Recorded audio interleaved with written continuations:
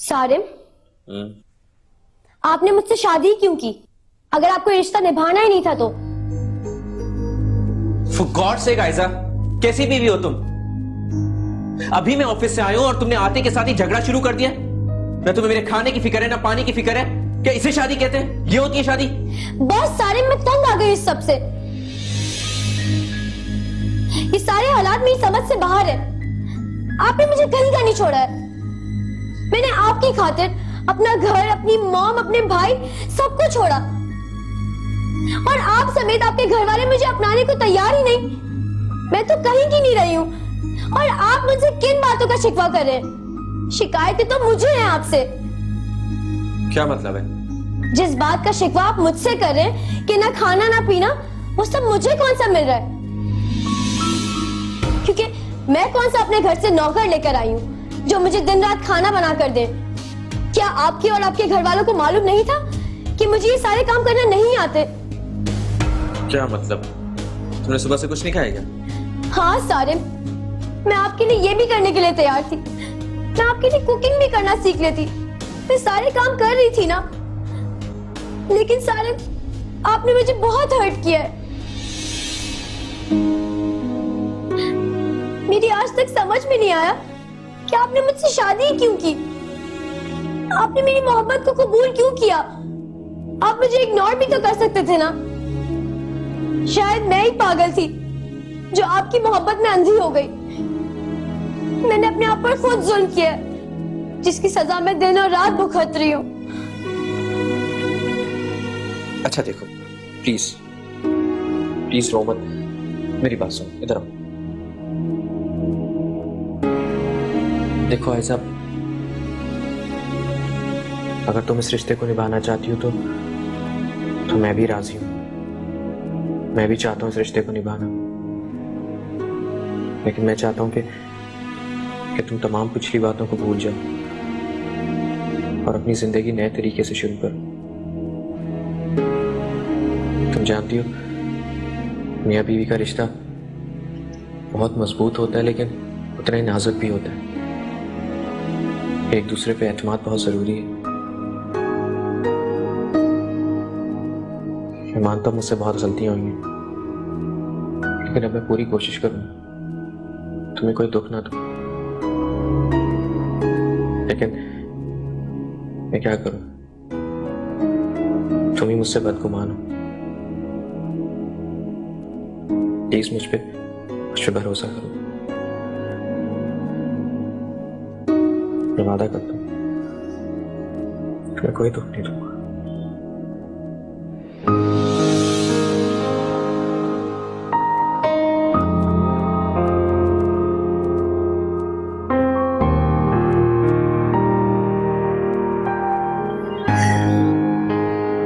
तुम कितनी अच्छी हो। पता है जब तुम मुस्कुराती हो ना, चारों तरफ रोशनी फैल जाती है। आर्यन, मैं ये रोशनियां चारों तरफ नहीं, सिर्फ और सिर्फ आपकी जिंदगी में बिखेरना चाहती हूँ। क्यों नहीं? तुम खामोश क्यों होगी? हमारी बात का मतलब क्या? अब आप इतने भी मासूम नहीं है कि मेरी इतनी सी बात का इशारा ना समझ सके। क्यों? पता है कुछ बातें ऐसी होती हैं जिनको आप सुन के जानबूझकर अंजाम बन जाते हैं, क्योंकि वो बातें सुनने में अच्छी लगती हैं। अच्छा तो ठीक है, मैं कह देती हूँ। आर्यन, मैं आपसे शादी करना चाहती हूँ और मैं अपनी जिंदगी की सारी रोशनियां आपकी जिंदगी में बिखेरना चाहती हूँ। क्या आपको मेरा साथ कबूल? देखो, अगर मैं अभी हाँ कर दूंगा ना, तो फिर मुझे तुम्हें घर लेके जाना पड़ेगा। तो प्लीज थोड़ा सा। वैसे मुझे आपके जवाब का अंदाजा है। अच्छा जनाब, तो ये आप जानबूझ के कर रही थी और चला गए आप।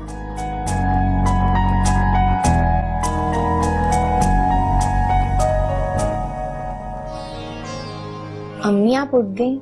आर्यन भाई अभी तक नहीं आए। आप फ्रेश हो जाएं, फिर हम चाय पीते। अरे छोड़ चाय को, तू बस मेरे पास बैठ। तुझे अंदाजा नहीं मैंने तुझे कितना याद किया। अम्मी आप सोच भी नहीं सकती थी कि मैंने आपको कितना मिस किया, और खाला ने मेरा बहुत साथ दिया।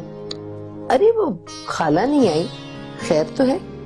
मैं आपको बताना ही भूल गई, खाला को बुखार था तो वो कल आएंगी। ओह अच्छा अच्छा। वो अम्मी, मुझे आपसे एक इजाजत लेनी थी। हाँ हाँ बोलो।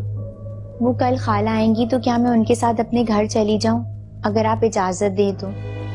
अरे बेटा, माएँ तो जब बेटियों को निकाह में बांध देती हैं तो उन्हें दूसरे घर जाने की इजाजत दे देती है, लेकिन आप मुझसे वादा करें, मेरे जाने के बाद आप रुखसार को लिफ्ट नहीं देंगी। वो बहुत चालाक लड़की है, आर्यान भाई को काबू करने की कोशिश कर रही है। अच्छा ठीक है, बेचारा आर्यान। अम्मी, मेरी माने तो आप आर्यान भाई को जोर दें कि वो महरीन को वापस ले आएं। उन्होंने शर्त रखी थी ना कि अगर मैं अपने घर वापस चली जाऊंगी तो वो महरीन को यहाँ ले आएंगे। अब क्या मसला है, मैं अपने घर वापस जा रही हूँ, महरीन को भी अपने इस घर वापस आ जाना चाहिए। आपका क्या ख्याल? ठीक है, मैं सोचूंगी। मैं आपके लिए चाय बना के लाती हूँ।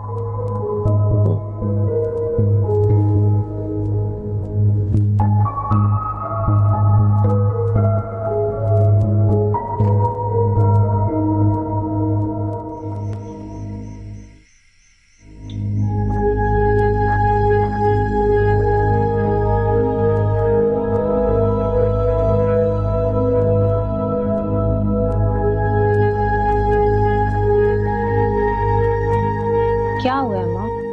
अभी तक सर में दर्द हो रहा है जो जाग रही हो? नहीं बेटा, तू भी तो अभी तक नहीं सोई ना, बस तेरा ही इंतजार कर रही थी बिगुल बजा के।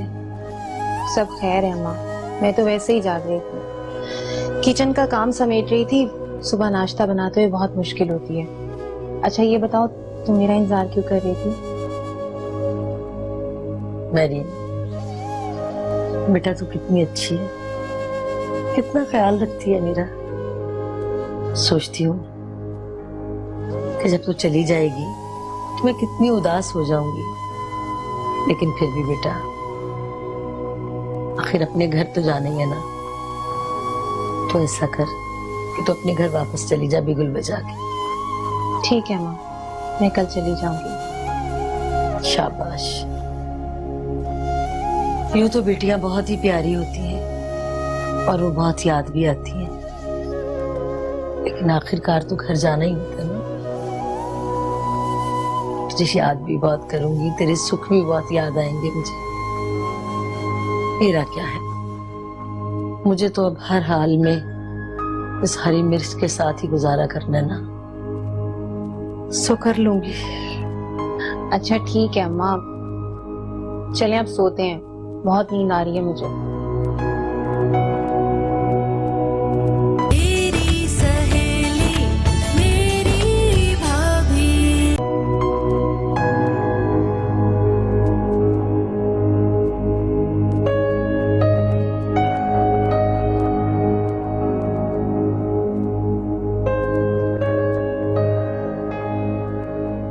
हेलो फवाद।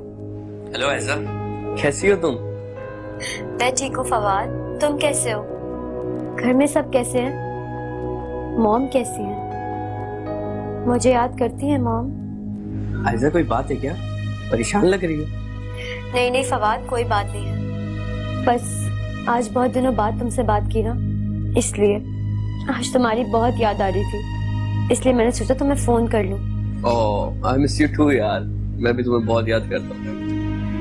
ऐसा तुम्हारे साथ जो हुआ उसमें मैं बिल्कुल भी शामिल नहीं था।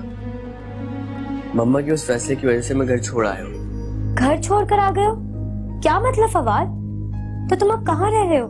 ये सब तुम्हें बहुत जल्द मालूम पड़ जाएगा। जब मैं तुमसे मिलके बैठूंगा तो सब बता दूंगा। अब मैं आगा हाउस में नहीं हूँ, मम्मा के पास, तो मैं तुमसे कभी मिलने आ सकता हूँ।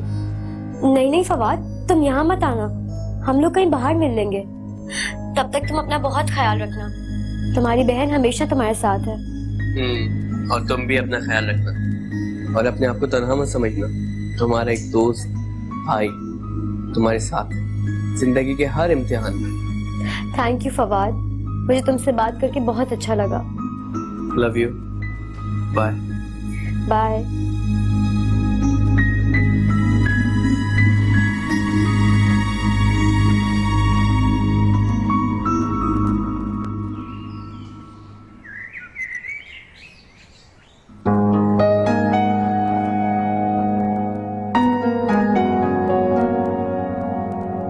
वालेकुम मॉम, कैसी हैं आप? वालेकुम सलाम। मैं ठीक हूँ। आओ बैठो फरीहा।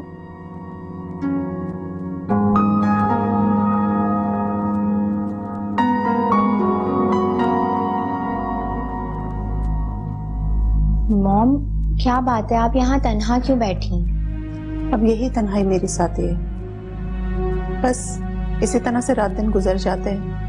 अब तो मुझे कुछ फील भी नहीं होता, आदत हो गई रहने की इस तरह से। आप फिक्र मत करें, मैं आ गई हूँ ना, अब आपको तन्हाई महसूस नहीं होगी। नहीं फरिया, मुझे अब किसी की जरूरत नहीं है, और फिलहाल तुम भी वापस चली जाओ, क्योंकि मैं ज्यादातर बिजी रहती हूँ। तुम अकेली घर में रह के क्या करोगी? बाकी सब कहाँ हैं? हम्माद कहाँ है? मुझे उनसे मिलना है। तुम क्या समझ रही थी कि हम्माद तुम्हारे इंतजार में बैठा रहेगा? वो एक कामयाब बिजनेसमैन है और बहुत बिजी रहता है। मुझे अपने बेटे पे फख्र है। मगर मॉम, वो है कहाँ? मुझे उनसे बात करनी है, आप उन्हें बुलाएं तो सही। हम्माद पाकिस्तान में नहीं है, वो बिजनेस टूर के सिलसिले में लंदन गया हुआ है, और उसकी वापसी कब तक होगी मुझे कुछ नहीं मालूम। क्या मॉम, ये आप क्या कह रही हैं? वो लंदन चले गए, उन्होंने मुझे बताया तक नहीं। फरीहा, जब तुम्हारा हम्माद से कोई ताल्लुक ही नहीं, तो फिर वो तुम्हें क्यों बताकर जाता?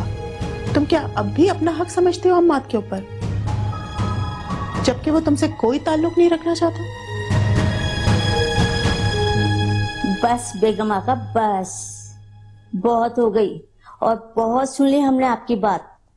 आज मैं फरिया की बड़ी बनकर आई हूँ। आप पिछली तमाम बातें भूल गई। बोले बोले बोले, मैं बात करती हूँ खरी, चाहे लगे किसी को बुरी। याद करें वो दिन जब आपका एक्सीडेंट हुआ था। हम्मा तो उस वक्त भी नाराज था फरिया से। तब आपने क्यों नहीं कहा कि फरिया घर वापस चली जाओ? तो बेगम आगा, उस वक्त तो आपने इस बच्ची से बहुत खिदमतें करवा ली, और आज आपके तेवर ही बदल गए। देखिए, आप मुझसे ये बातें क्यों डिस्कस कर रही हैं? मॉम, मैं आपसे रिक्वेस्ट कर रही हूँ, मुझे पहले की तरह इस घर में पनाह दे दें। आप मुझे जहाँ रखेंगी मैं रह लूंगी, चाहे वो इस घर का सर्वेंट क्वार्टर ही क्यों ना हो, मैं वहां भी रह लूंगी। नहीं नहीं फरिया, तुम सर्वेंट क्वार्टर में क्यों रहोगी? तुमने मेरे बुरे वक्त में मेरा बहुत साथ दिया है, और जब आज तुम पे मुश्किल वक्त आया तो मैं पीछे नहीं हटूंगी। तुम यहाँ रह सकते हो।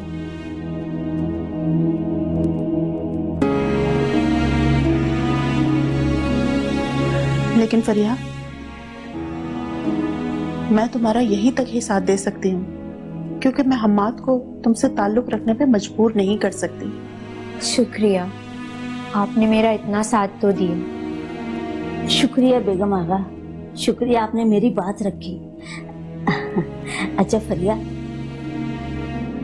अब मैं चलती हूँ, शाम हो रही है। मुबारक हो तुम्हें। ध्यान से जाइएगा और मुझे वहां जाके फोन कर दीजिए। बिल्कुल। अच्छा जी, अस्सलाम वालेकुम।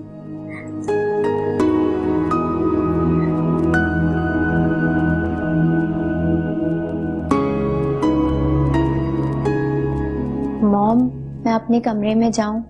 हाँ हाँ, जाओ, तुम अपने कमरे में जाके आराम करो।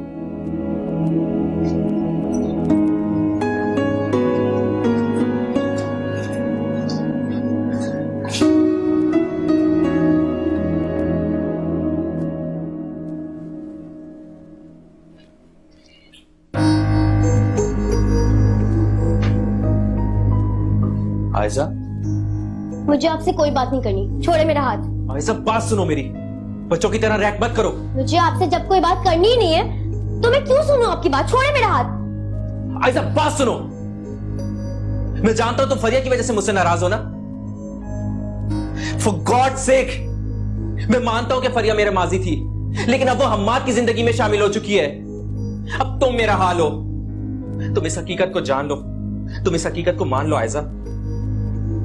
अच्छा देखो, अगर तुम चाहो तो हम एक अच्छी जिंदगी गुजार सकते हैं। प्लीज प्लीज ऐसा समझने की कोशिश करो। मैं आपको अपना सब कुछ समझ के आपकी जिंदगी में शामिल हुई थी, लेकिन यहाँ आके मुझे इस बात का अंदाजा हुआ कि जिसको मैंने अपना दिल दिया था उसका तो खुद का ही दिल किसी और के पास है। क्या मिला मुझे ये सब कुछ करके? क्या मिला मुझे सारिम? आपसे शादी करके मेरे घर वाले भी मुझसे नाराज हो गए। इस दुनिया में कोई भी ऐसा शख्स नहीं बचा जिसे मैं अपना कह सकूं, जिस पर मैं अपना हक जमा सकूं। नहीं सारिम, आपने मुझे बहुत हर्ट किया है। मैं आपको कभी माफ नहीं करूंगी और मैं नहीं रहूंगी यहाँ पर। अब मैं चली जाऊंगी यहाँ से। नहीं आयजा, मैं तुम्हें कहीं जाने नहीं दूंगा। तुम इस तरह से मुझे छोड़ के नहीं जा सकती आयजा।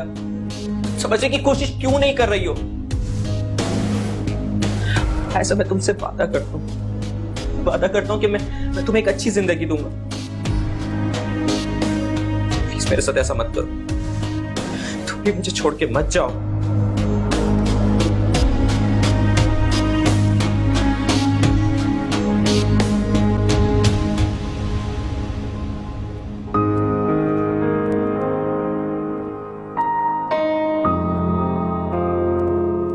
हेलो मेहरीन, कैसी हो तुम? क्या हाल है तुम्हारा?